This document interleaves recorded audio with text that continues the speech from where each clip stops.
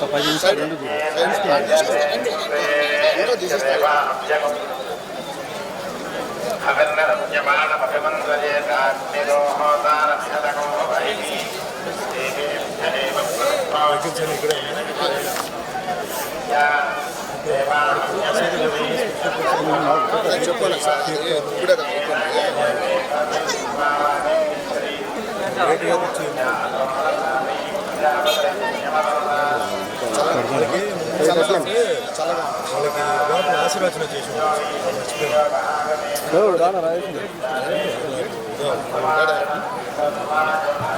ఈరోజు చాలా ఒక మంచి దినం, నాకు చాలా ఒక సంతోషమైన దినం. ఏంటంటే గుడి మొత్తం శుభ్రం చేసి, అంటే మా ఉగాది సందర్భంగా ముందే శుభ్రం చేసి ఈరోజు ఉదయం అన్ని శుభ్రం చేసిన తర్వాత అడుగు పెట్టాను. అందులో ముఖ్యంగా ఈరోజు శ్రీవాణి దర్శనం. సో ఈ శ్రీవాణి దర్శనం గురించి నేను ప్రత్యేకంగా చెప్పాలి.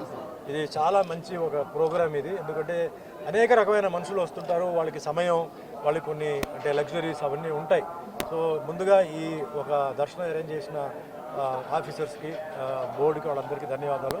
సో చాలా అంటే ఈజీగా లోపల వచ్చి దర్శనం చేసుకొని, అంటే దేవుడి దగ్గర కూడా నుంచోపెట్టేసి, ఎందుకంటే దేవుడి దగ్గర నుంచోవడం, ఆరతి తోసుకోవడం అవన్నీ చాలా ఒక అదృష్టం భావిస్తాను. ఈరోజు చాలా బాగా జరిగింది. అందులో మా మిత్రులు సేలం నుంచి వచ్చారు, తమిళనాడు వాళ్ళు. సో ఫస్ట్ టైం వాళ్ళు వస్తున్నారు ఇక్కడికి. సో వాళ్ళకు కూడా చాలా సంతృప్తిగా జరిగింది. సో చాలా మంచి ప్రోగ్రామ్ శ్రీవాణి ప్రోగ్రామ్. ఎందుకంటే ఎయిర్పోర్ట్లో కూడా ఏంటంటే టికెట్లు తీసుకోవచ్చు. ఎందుకంటే చాలామందికి ఇక్కడ రకరకమైన ప్రోగ్రామ్స్ ఉన్నాయి. So those who can afford, అంటే ఎవరికైతే స్తోమత ఉందో ఎయిర్పోర్ట్లో కూడా తీసేసుకొని కిందకి వెళ్ళి మొత్తం దర్శనం చేసుకొని మరుసటి రోజు వచ్చి దర్శనం చేసుకొని వెళ్ళడానికి టైమింగ్ కూడా చాలా కన్వీనియంట్ టైమింగ్ ఇచ్చారు. అంటే మరీ కొందరికి తొందర అయితే కొన్ని ఇబ్బందులు ఉన్నాయి, హెల్త్ ప్రాబ్లమ్స్ ఉంటాయి కాబట్టి చాలా కన్వీనియంట్ అండి. సో చాలా సంతోషం.